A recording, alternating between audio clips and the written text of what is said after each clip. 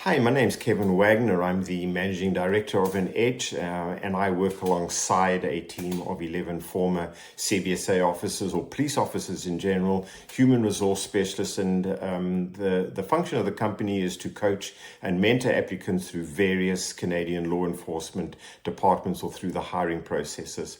The video today actually deals more exclusively with the OTEE entrance exam for the CBSA, which is the Officer Trainee Entrance Exam that, as you know, all applicants need to complete prior to actually getting the green light to move on to the next stages.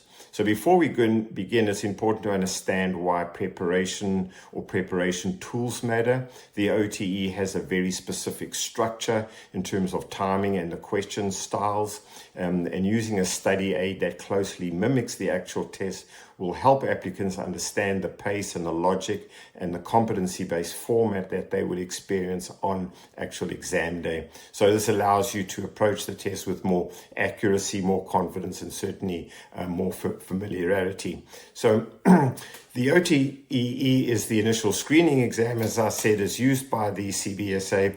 It evaluates the foundational abilities that are required by officer trainees using hypothetical, scenario-based and logic-based questions. And it's important to know that no prior CBSA knowledge is required to write the exam. The exam measures skills, not experience per se.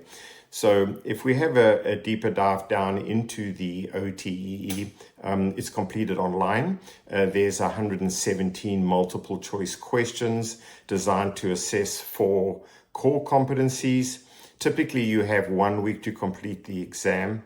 Once they have sent you the link, and once you start, you need to finish it all within 1 sitting, and the total time that they give you is 135 minutes. Its length and pacing makes it demanding endurance-based assessment. When it comes to the marking, the OTE uses standardized government scoring system. So each question is worth 1 point, only correct answers count. So there's no penalty for an incorrect response. Scores are compared against a national benchmark, and a minimum passing score is obviously required to advance. So the competency areas are individually reviewed to ensure candidates meet the CBSA expectations, and applicants are informed whether they passed or did not meet required threshold scores, and the raw scores are not actually shared with you. It will simply be a pass or did not meet the required expectations. So let's have a quick look at the 4 competencies, because it'll give you some insight into what they're testing. So the first one is reasoning skills, which is the ability to draw logical conclusions, identify patterns, and solve problems accurately.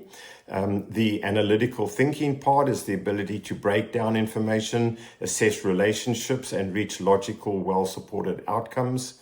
The client service orientation is the ability to provide a high quality, timely, accurate, and courteous service to travelers and colleagues. And then lastly, writing skills is the ability to produce a clear, correct, and professional written communication using plain language. These competencies align directly with the expectations of the CBSA training and frontline operations.